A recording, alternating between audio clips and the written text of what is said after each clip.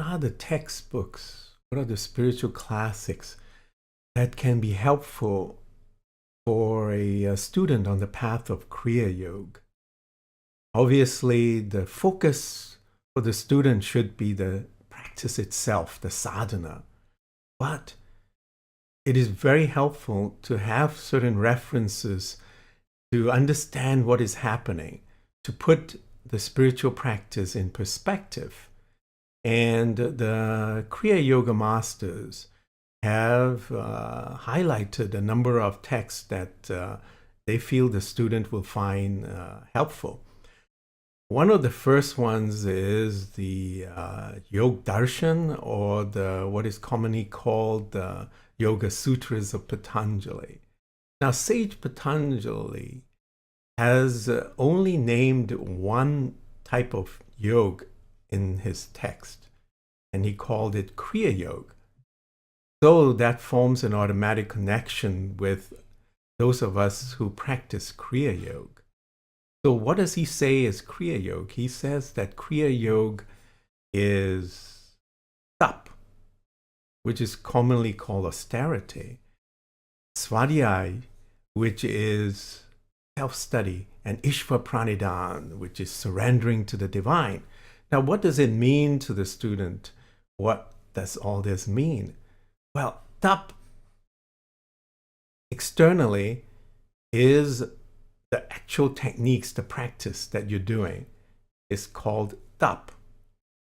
Okay, that's the work that you have to do.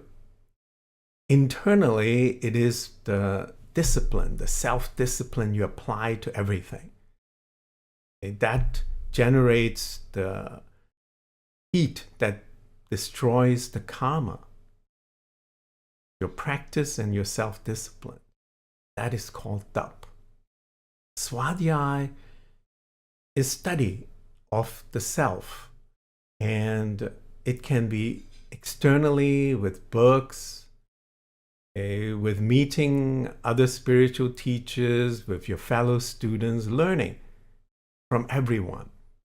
Everybody you meet can potentially teach you something. Internally, it is the thoughts that you watch, the awareness of your mind. The study of your own mind is the internal part of svadhyaya. Ishvara Pranidhan. Externally, it is surrendering and offering up all your actions to the divine. Internally, it is the awareness of your true self. It is the actual self-realization, connecting with your higher self, with your true self. That is Ishvara Pranidhan, surrendering to the divine, truly. So that's what Kriya Yoga is these three aspects, according to Patanjali. And I find that that is very helpful to all students of Kriya Yoga. Another aspect that Patanjali highlighted in his text is an eightfold aspect of Kriya Yoga, and he called it Ashtang.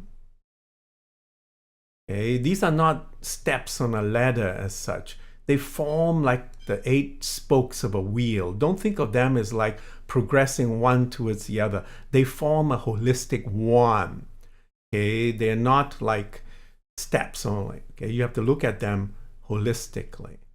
And he called this Ashtang, and the Ashtang consists of Yam, Niyam, Asana, Pranayam, Pratyahara, Dharan. And when you are absorbed, you go into Dhyan, and finally the ecstatic state of Samadhi, union with the divine. So this is Ashtang. But each part is very important, and they all work together. Descriptions of these different aspects of the yogic path are very helpful for the student when they are lost in their practice, or they have doubts about where they are in their practice. and they are not able to reach their teacher or master. Okay, so it's helpful to put things into perspective.